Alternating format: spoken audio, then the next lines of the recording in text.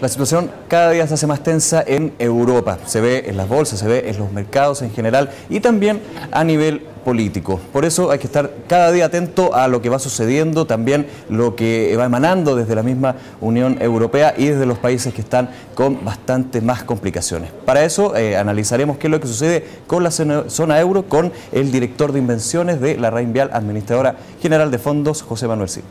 José Manuel, muchas gracias por estar acá. Hola, buenas tardes. Bueno, primero preguntarte en qué contexto nos encontramos. Las noticias cada día nos va mostrando un panorama distinto, pero ¿qué es lo que podemos ver hoy en la zona euro? Sí, mira, la situación de la zona euro es gravísima.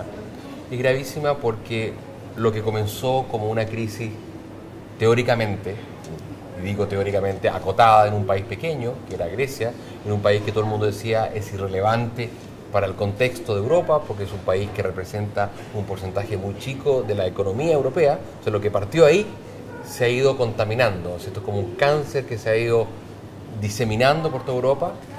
Primero, ¿no es cierto?, se contaminó Irlanda, que es otro país pequeño, también la gente dijo no es tan importante. Después se contaminó Portugal, otro país pequeño, también dijeron en su momento que no era tan relevante. Pero lo que ha ocurrido este año, a partir de mediados de este año, es que la contaminación empezó a afectar a Italia. ¿Y cómo se ve esa contaminación? Básicamente se nota en el spread que tienen que pagar el gobierno de Italia en los bonos que coloca en los mercados internacionales para financiar su déficit fiscal. El gobierno de Italia gasta más de lo que recibe como impuestos, tiene un déficit. Para financiar ese déficit, Italia acude a los mercados internacionales de bonos. Durante muchos años, desde la creación del euro en adelante, el bono del gobierno italiano pagaba una tasa de interés prácticamente igual que la del bono del gobierno alemán. O sea, los mercados decían, yo creo que Italia es tan riesgoso o tan poco riesgoso como Alemania. Y era lo mismo con Grecia, claro, con España, con Portugal. A partir de junio de este año, lo que paga el bono italiano, lo que le exige el mercado al gobierno italiano, se ha ido para arriba. ¿Y qué ocurre? Es que si a Italia le empiezan a exigir cada vez una tasa de interés mayor, lo más probable es que, dado el volumen de deuda que tiene el gobierno italiano, que supera el PGB italiano, eso significa que Italia como país está quebrado. Y esta tendencia ha empezado ya en las últimas semanas a contaminar también a España e incluso a Francia. Entonces, hoy día, la crisis que partió, como decíamos, en Grecia, se ha convertido en una crisis soberana de países grandes, que además contamina a la banca europea, porque los bancos europeos a su vez tienen invertido parte de sus activos en estos bonos soberanos. Por lo tanto, si los bonos soberanos valen menos de lo que teóricamente valían, eso significa que también muchos bancos europeos están en problemas, están con falta de capital. Y eso es lo que se acaba de acordar, de que hay que aumentar el capital a los bancos europeos, pero probablemente incluso la cifra de 100.000 millones de euros sea que corta.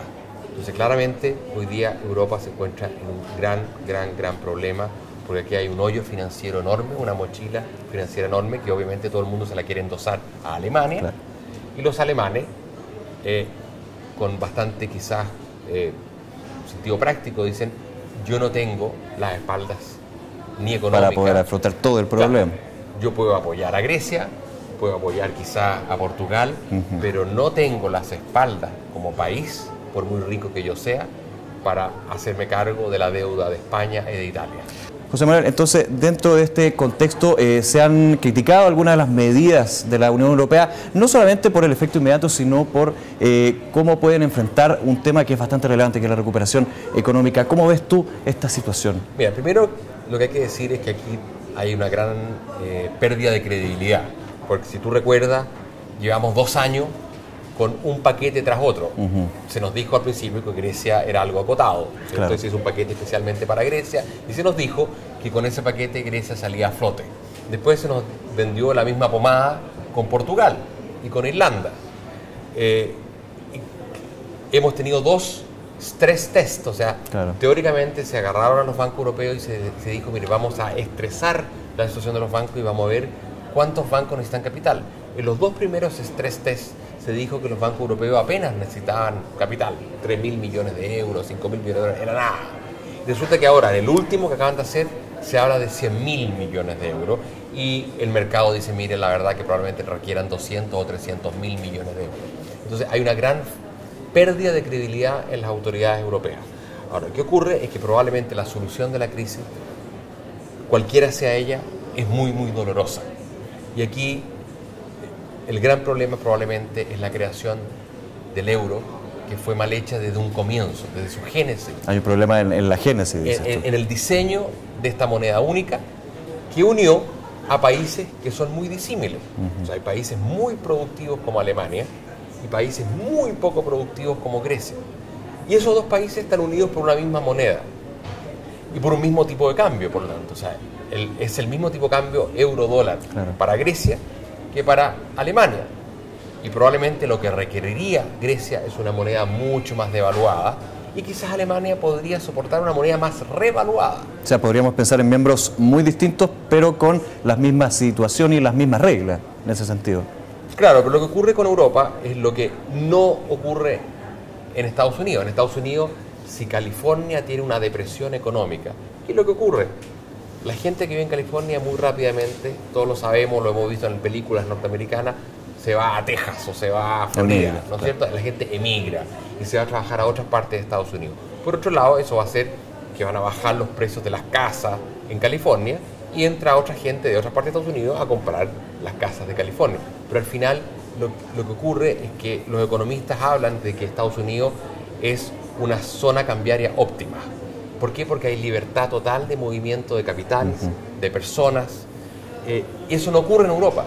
Un griego no se va a trabajar a Alemania, un francés no se va a trabajar a Portugal o un portugués a Holanda, ¿no es cierto? No es tan fácil lograrlo. Tienen idiomas distintos, tienen leyes distintas, tienen costumbres distintas y por lo tanto no es un área cambiaria óptima la Unión Europea y ese es el error en la génesis. ¿Qué es lo que hacían antaño, antes de la creación del euro, países como Grecia, países como Italia, países como España? Cada vez que se enfrentaban a un problema, devaluaban su moneda. Empobrecían a su población sin decírselo de alguna manera, devaluando su moneda, bajando los salarios de los italianos, de los griegos, de los españoles, en términos de marcos alemanes, en términos de florines holandeses o en términos de dólares. ¿Qué pasaba ahí? Se llenaba este país de turistas o los exportadores españoles empezaban a exportar y de alguna manera eso permitía al país salir de la crisis. Hoy día esa ruta de escape no la tienen. No existe. Entonces, la única ruta de escape que tienen es que los sueldos bajen en términos nominales, o sea, en términos absolutos, en Grecia, en España, en Italia, para hacer más competitivas esas economías y poder exportar al resto del mundo. Todos sabemos que es muy difícil bajar los sueldos de las personas. Muy difícil, claro. Políticamente es casi imposible, sobre todo en un sistema democrático. Entonces, ese es el zapato chino en el cual se encuentran todos estos países y por lo tanto no hay una solución fácil. Y como no hay una solución fácil, obviamente los diferentes políticos que gobiernan estos países han tratado de chutear las decisiones difíciles para adelante para ver si surge un milagro que pueda resolver este problema, pero el milagro no está.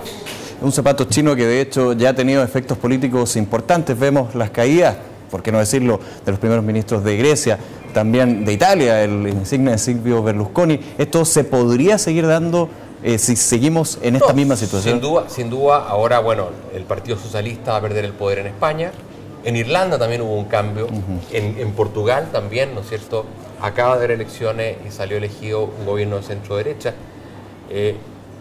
Pero incluso los nuevos gobernantes que llegan se enfrentan a la difícil situación de que son países que tienen un nivel de deuda fiscal muy importante, un gasto social muy importante y con economías que están cayendo, que están en recesión. Yo creo que Europa está entrando en una recesión bastante fuerte. Está en una crisis bancaria hoy, ¿no es cierto? Ya hay un reconocimiento de las autoridades europeas que tienen que capitalizar los bancos. En Grecia ha habido corrida bancaria, o sea, muchos habitantes de Grecia han retirado los depósitos de su país y los han ido a depositar a otro lado. Entonces, ya hay una crisis bancaria. Probablemente esa crisis bancaria de alguna manera va a generar una restricción de crédito en la eurozona que va a generar una recesión muy fuerte. Yo creo que los próximos trimestres la economía europea va a caer, el PGB de Europa va a caer, pero el problema es que cuando tú tienes deudas constantes y actividad económica cayendo, los ratios se siguen deteriorando, o sea, el nivel de deuda a PGB, la capacidad de pago de esa deuda se deteriora. Y por lo tanto, lo que requiere Europa es crecer, claro, no decrecer. Y la única manera probablemente de crecer para Europa es haciendo reformas estructurales microeconómicas, ¿no es cierto?, como algunas de las que ya han anunciado en Grecia o en Italia, que se han implementado con mucha lentitud, privatizaciones, liberalización del mercado laboral. Que son medidas dolorosas también, como tú decías. Políticamente muy dolorosas, reforma a las pensiones, pero eso se debería hacer probablemente junto con una devaluación de la moneda, porque la devaluación hace menos dolorosa esas medidas que en el corto plazo pueden ser bastante duras para la población. Pero como ellos no pueden devaluar porque están metidos en el zapato chino del euro, ¿no es cierto?, tienen que exigirle todo este sacrificio, de alguna manera podemos decirlo, en un 100% a su población. Y por lo tanto es probable que en los próximos trimestres sigamos teniendo mucha protesta social en Europa y creciente en el tiempo, y no se ven soluciones fáciles. Probablemente una de las soluciones que uno oye en algún momento es que quizás lo más lógico es que Alemania se salga del euro. Claro, Alemania, el hermano mayor de toda esta comunidad. Claro, porque si Alemania se sale, España no se puede salir, o Italia no se puede salir. ¿Por qué? Porque ellos tienen deudas denominadas en euros. O sea, si Italia se sale y se vuelve a la lira, ellos siguen con una mochila gigante de deudas en euros. Y por lo tanto el país quiebra. Claro. Si se sale Alemania, lo que va a ocurrir ahí es que lo que queda de la zona euro se va a devaluar mucho la moneda. Y eso va a ayudar a esos países. Probablemente lo único que ocurra es que los bancos alemanes van a tener que ser recapitalizados por el Estado alemán, porque los bancos alemanes van a tener pasivos en marcos alemanes y activos en euros devaluándose. Entonces hay un descalce entre activo y pasivo que probablemente les va a comer el capital a los bancos alemanes. Pero por lo menos el gobierno alemán, que es lo que yo creo que muchos alemanes están pensando, si tengo que poner una turrada de plata, prefiero ponerla en mis bancos que estarle poniendo en la economía de Grecia o de Portugal, claro, o de España o de Francia. ¿Ah? Entonces, ahora, lo que sí hay mucha gente que dice que si eso ocurre es el fin del sueño integracionista europeo. Pero está por verse. Hay que verlo, claro. Está por verse, es una gran incógnita. Lo que sí, no cabe la menor duda que este tema de Europa no ha terminado, que vamos a seguir viendo paquete tras paquete en los próximos meses, que va a seguir generando mucha volatilidad a los mercados financieros y en donde probablemente el mecanismo de mayor incertidumbre hacia la economía mundial es a través de la banca, porque la banca europea está en problemas y la banca europea tiene, ¿no es cierto?, una exposición al mundo. Al mundo. Esa globalización que siempre tiene ventajas y desventajas. Y desventajas, exactamente. Por último, José Manuel, preguntarte por el efecto que podría darse en la economía chilena con esta recesión, con esta, no podemos hablar de debacle, pero sí claramente una situación compleja de Europa. Crisis grave. Yo creo que ya a esta altura podemos hablar de una crisis grave en Europa.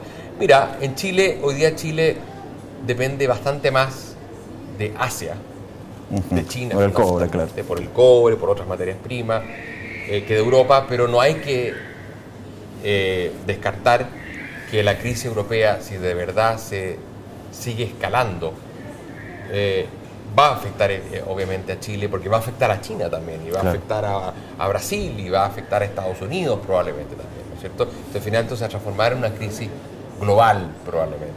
Sí, sigue escalando, pero que hay una probabilidad que no es baja que siga escalando.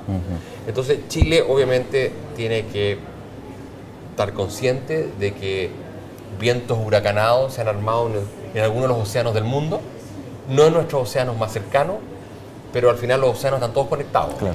¿Ah? Chile tiene que tener mucho cuidado de no gastar de más, porque no hay una garantía de que este precio del cobre tan alto, que es lo que nos ha permitido gastar más en los últimos años, se mantenga tan alto durante una recesión mundial. Es cierto que hoy día Europa no es el principal factor de consumo de cobre o de otras materias primas, pero también no es menos cierto que el mercado europeo es un mercado importante para muchas empresas chilenas. Por otro lado, si se llegase a devaluar el euro, o si algunos de estos países volvieran a monedas muy devaluadas, claramente hay una serie de productos que produce Europa que son competidores de Chile. Por ejemplo, el vino. Claro. ¿Cierto? El vino europeo va a salir a competir a los mercados internacionales quizás a un precio más barato. Entonces Chile claramente tiene que estar consciente, y los chilenos tenemos que estar conscientes, de que aquí hay una crisis bastante grande en una importante zona económica del mundo y que eso podría globalizarse. Y por lo tanto hay que tener cautela, hay que tener prudencia y sobre todo, por ejemplo, a la hora de aumentar mucho el gasto fiscal, por ejemplo, hay que estar consciente que el problema que tienen hoy día los países europeos es un problema de exceso de gasto fiscal, en muchos de ellos, de exceso de endeudamiento por un aumento sustancial del gasto fiscal en los últimos 30 años. Entonces hay que estar consciente de lo que ocurrió en Europa y de lo que puede llegar a ocurrir si la crisis europea sigue escalando. No desconocer que todos estamos conectados finalmente. Así es. Bueno, José Manuel, muchas gracias por este análisis. Nos queda bastante claro que hay que estar atentos y, por supuesto, seguir viendo lo que sucede con Europa y todas las aristas de este problema. Y a ustedes nos encontramos en una próxima entrevista de DF TV.